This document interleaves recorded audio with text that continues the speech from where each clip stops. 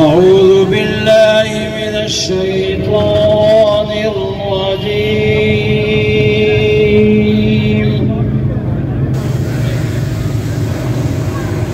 بسم الله الرحمن الرحيم.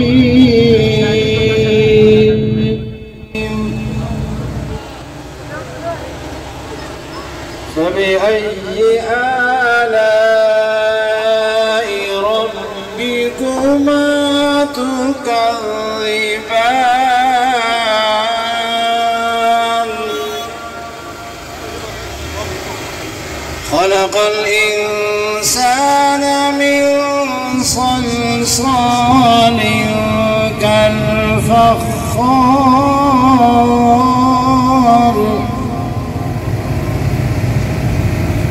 وخلق الجن من مارج من نار.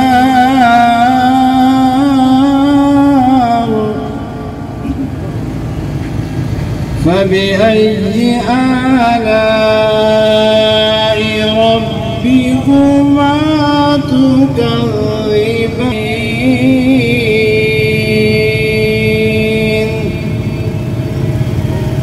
فبأي آلاء ربكما تكذبان؟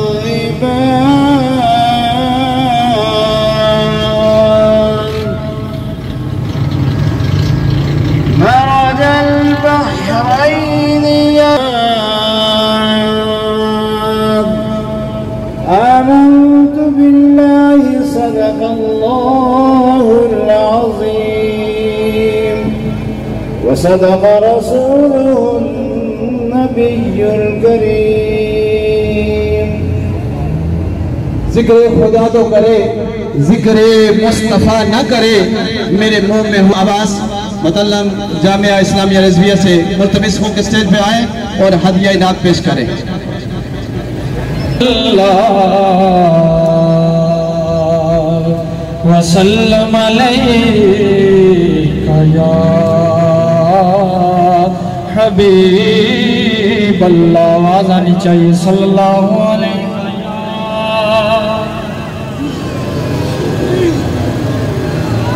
وسلم علیکہ یا محمد نام ایسا ہے دلوں سے غم مٹاتا ہے. محمد نام ایسا ہے نگر اجڑے بساتا ہے. محمد نام ایسا ہے انہی کے در سے پائی فقیروں نے شہنشاہی. انہی کے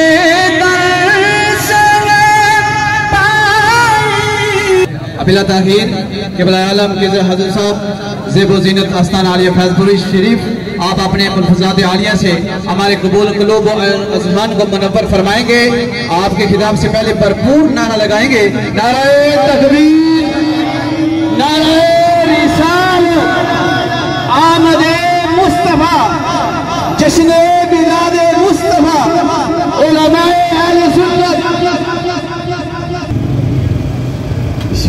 الله الرحمن الرحيم الحمد لله رب العالمين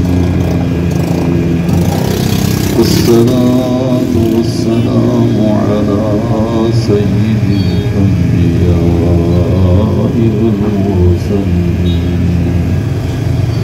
وعلى آله وأصحابه أجمعين أما بعد فأعوذ بالله من الشيطان الرجيم قال الله تبارك وتعالى ودين الحق ليظهره على الدين كله وكفى بالله شهيدا صدق الله العظيم وصدق رسوله النبي الكريم ونحن على ذلك لمن الشاهدين والشاكرين والحمد لله رب العالمين. انتہائی محبت کے ساتھ باواز بلند درود پاک پیش کرتا ہوں. الصلاۃ والسلام علیک یا سیدی یا رسول اللہ وعلی آلک واصحابک یا سیدی یا حبیب اللہ. والصلاة والسلام عليك يا سيدي يا رسول الله وعلى آلك وأصحابك يا سيدي يا خير خلق الله. حاضرین کرام، میں آپ سب کی خدمت میں ہدیہ تبریک پیش کرتا ہوں کہ اللہ تعالیٰ آپ کی یہ کاوش، یہ محنت، یہ محبت اور یہ ولولہ اور یہ عشق جس کا اظہار آپ نے صبح سے اب تک آپ جلوس میں شرکت فرما ہے اور اپنے آقا کریم صلی اللہ علیہ وسلم کی بارگاہ میں اپنا نیاز پیش کرنے کے لیے آپ کبھی نعرے لگاتے ہیں، کبھی نعتیں پڑھتے ہیں، کبھی تلاوت قرآن کریم کرتے ہیں، آواز و نصیحت کرتے ہیں اور چلتے ہیں، کبھی بیٹھتے ہیں. اور یہ سب جو کچھ بھی ایک ایک حرکت جو ہے انشاءاللہ تعالیٰ یہ قیامت کے دن ہمیں اس جلوس میں کام آئے گی جو قیامت کے دن ایک بھرپور جلوس ہوگا اور جس میں اولین اور آخرین سب جمع ہوں. کسی نے کہا تھا نا فقط اتنا سبب ہے انعقاد بزم محشر کا کہ دیکھیں اولین و آخرین صورت محمد کی. ان اولین آخرین سارے جمع ہوں گے اور وہ اللہ تعالیٰ نے اپنے محبوب کی شان دکھانی ہے. وہ بھی ایک جلوس ہوگا اور آج کی یہ مشق انشاءاللہ تعالی ہمیں قیامت کے دن یہ کام آئے. قرآن عظیم و فرقان حمید سے جس آیہ کریمہ کے پڑھنے کا میں نے شرف حاصل کیا ہے، اس کے اندر جو ایک پیغام ہے میں وہ آپ تک پیش کرنا چاہتا ہوں. اللہ تعالیٰ نے یہ ارشاد فرمایا هو الذی ارسل رسولہ بالہدی ودین الحق. وہ ہے جس نے بھیجا اپنے رسول کو ہدایت اور دین حق کے ساتھ. ہدایت اور دین حق کے ساتھ اللہ تعالیٰ نے اپنے رسول کو بھیجا. ہدایت، دین حق، یہ تو مبارک کلمات جن کا حاصل معال مصداق تقریباً ایک ہے. جو صاحب ہدایت ہے وہی دین حق پر ہے، جو دین حق پر ہے وہی صاحب ہدایت ہے. اور یہ وہی چیز ہے جس کا پہلی سورہ کریمہ کے اندر اللہ تعالیٰ نے ارشاد فرمایا کہ سورہ فاتحہ شریف کے اندر دعا سکھائی اپنے بندوں کو.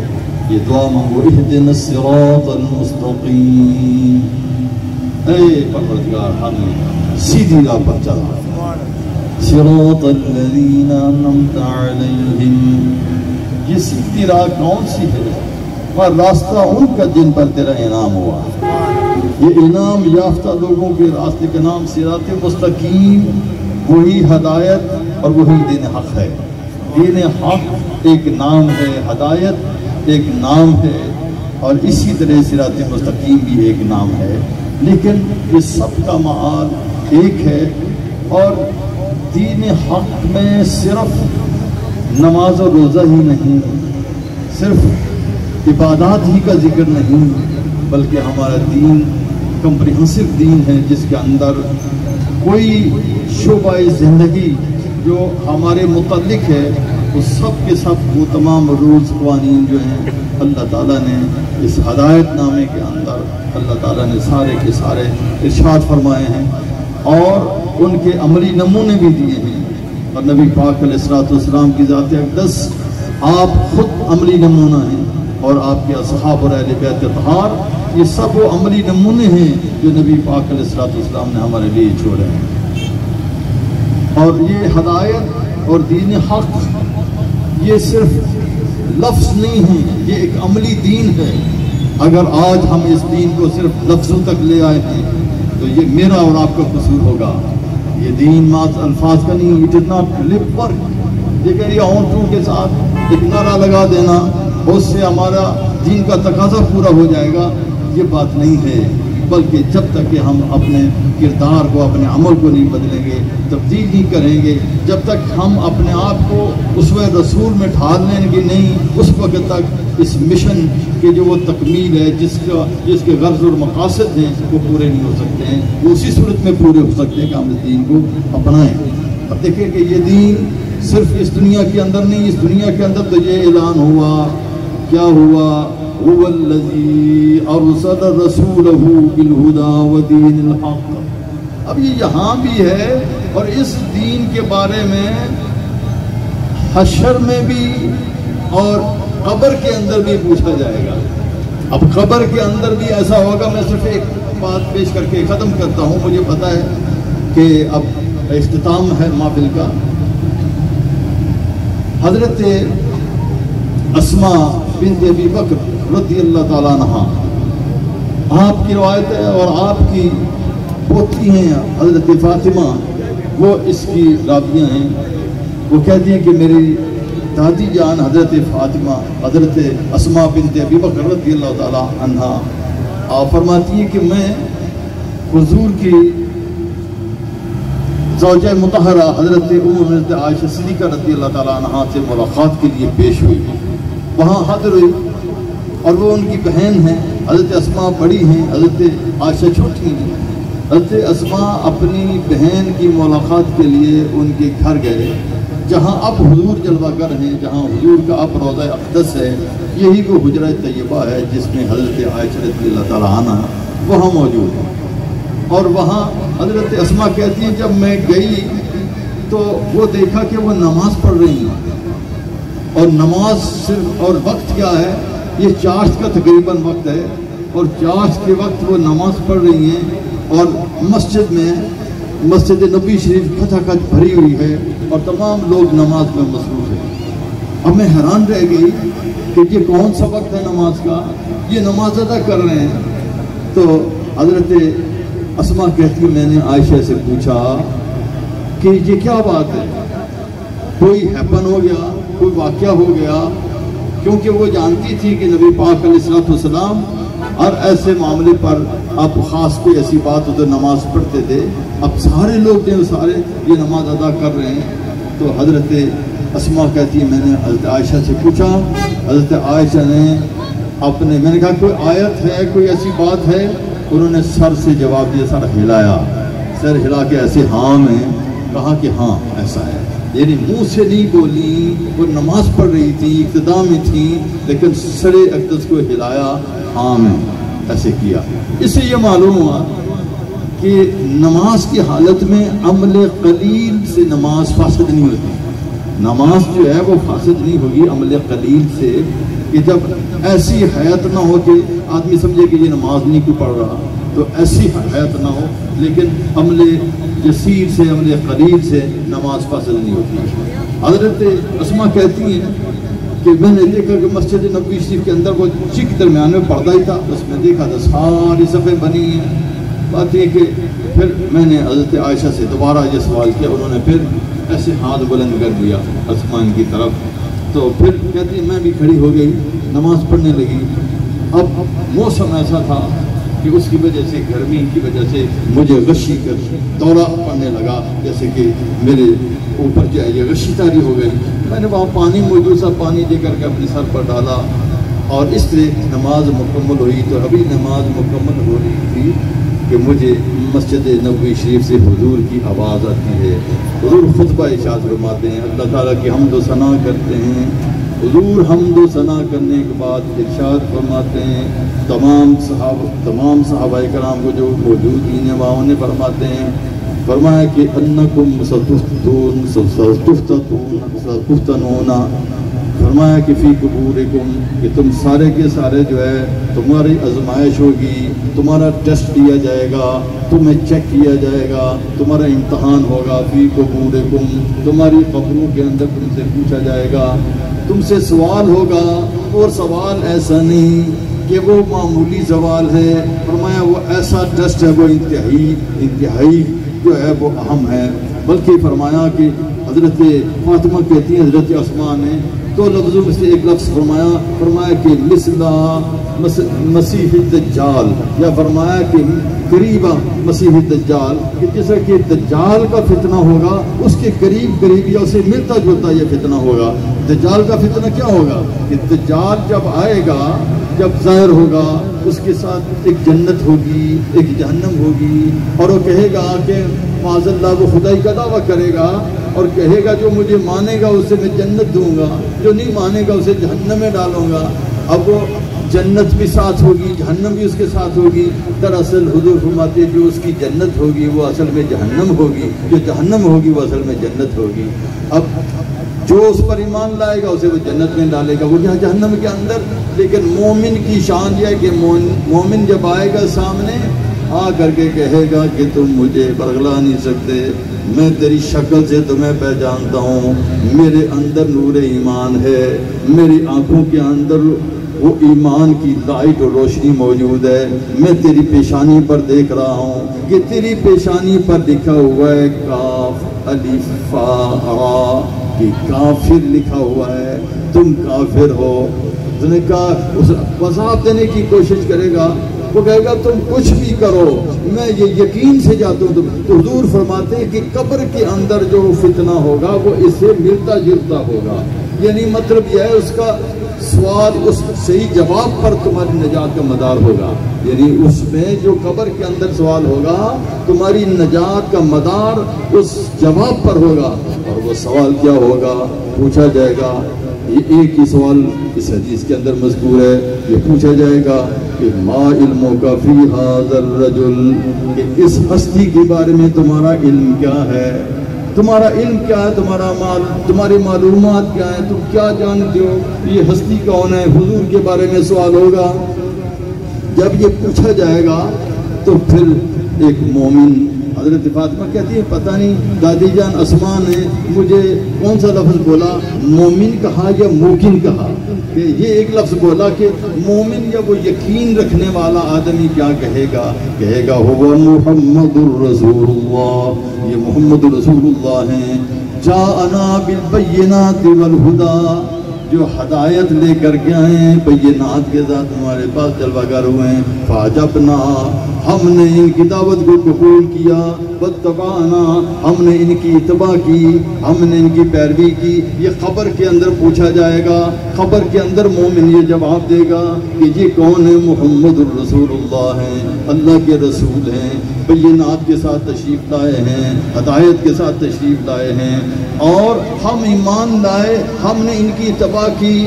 وہ محمد الرسول اللہ. حدیث میں آتا ہے ثلاثن 3 بار کہیں گے، وہ 3 بار مومن کیا کہے گا؟ پورا جملہ کہے گا یا آخری جملہ؟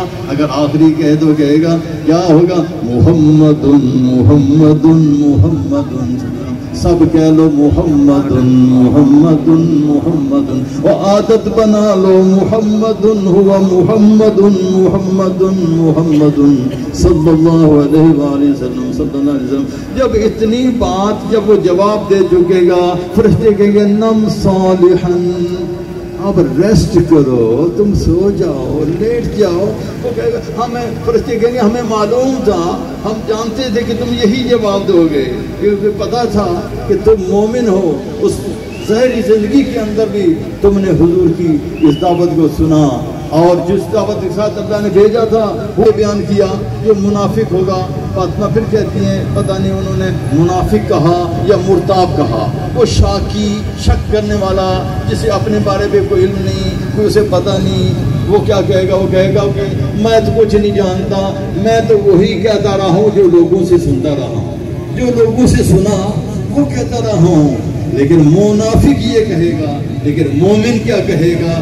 هو محمد رسول اللہ جانا بالہدا بالبینات والہدا، بینات کے ساتھ اور ہدایت کے ساتھ آیا ہے۔ تو وہ مومن جو ہے قبر کے اندر بھی یہ بات کہے گا، اور اس لیے ہم یہ ریہرسل کر رہے ہیں۔ اور انشاءاللہ دیکھیں، ایک وہ زمانہ تھا جب نبی پاک علیہ السلام مکہ مکرمہ کی گلیوں کے اندر آپ گھوم کر کے جا کر کے دعوت اسلام دیتے تھے، اور کفار یہ اعتراض کرتے تھے ہم اس پر ایمان لائیں، یا کلو توام، یہ کھانا کھاتا ہے، وہ یمشی فی الاسواق، اور بازاروں میں چلتا ہے۔ اللہ پاک نے حضور کی محبت اس طرح لوگوں کے دلوں میں ڈالی کہ صدیاں بیت چکی ہیں، آج کا مسلمان بھی اپنے دل کے اندر وہ محبت اسی طرح رکھتا ہے جس طرح کی صحابہ کرام رکھتے تھے۔ ان کی کیفیت بلند ہیں، لیکن یہ مومن اعلیٰ ہم سب کو دین حق، دین اسلام پر قائم فرمائے، حضور کی سچی محبت اور حضور کے اسوہ حسنہ پر عمل کی توفیق عطا فرمائے۔ میں پھر انتہائی خوشی کے ساتھ اس کا اظہار کر رہا ہوں، آپ لوگ جو دکاندار ہیں، جو دکانوں میں کام کرتے ہیں، میں یہ کہا کرتا ہوں کہ آپ لوگ دراصل جو آپ کا کردار ہے، جو آپ نماز پڑھنے آتے ہیں، جو دینی جو پروگرامز میں شرکت کرتے ہیں، آپ کا شرکت کرنا، میں اپنی بات کرتا ہوں، میرا شرکت کرنا یہ زمین و آسمان کا فرق ہے۔ کیوں؟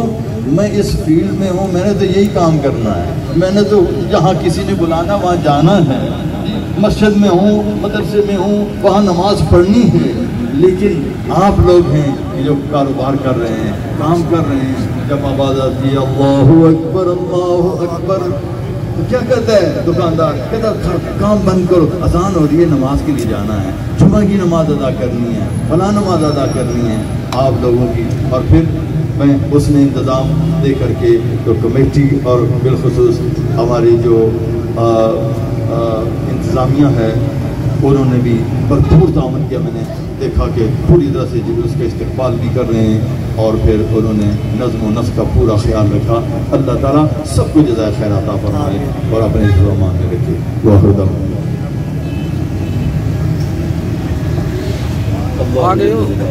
اللهم صل وسلم على سيدنا محمد وعلى سيدنا محمد آل الرحمن المدان الكرام السيد الكامل الفاضل الخاتم عدد ما في الكتاب كلما ذكرك ذكر الذاكرون كلما غفل عن ذكرك الغافلون صلاة دائمة بكرامك وبارك لا منتهى لها إنك على كل شيء قدير اللهم اقسم لنا من خشيتك ما تحول به بيننا معصيك ومن طاعتك ما تبلغنا به جنتك ومن اليقين ما تهون به علينا مصائب الدنيا اللهم متعنا بأسماعنا وأبصارنا وقوتنا وأحييتنا واجعل الوارث منا واجعل ثأرنا على من ظلمنا وانصرنا على من عادانا ولا تجعل مصيبتنا في ديننا ولا تجعل الدنيا أكبر همنا ولا مبلغ علمنا ولا غاية رغبتنا ولا إلى النار مسيرنا ولا تسلط علينا بذنوبنا من لا يرحمنا يا أرحم الراحمين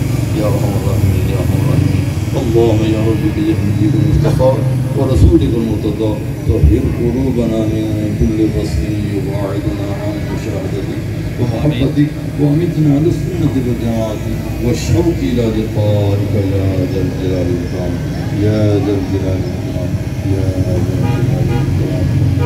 ربنا لا تزغ قلوبنا بعد إذ هديتنا وهب لنا من لدنك رحمة إنك أنت الوهاب. وصلى الله تعالى على سيدنا مولانا محمد وعلى آله وأصحابه أجمعين.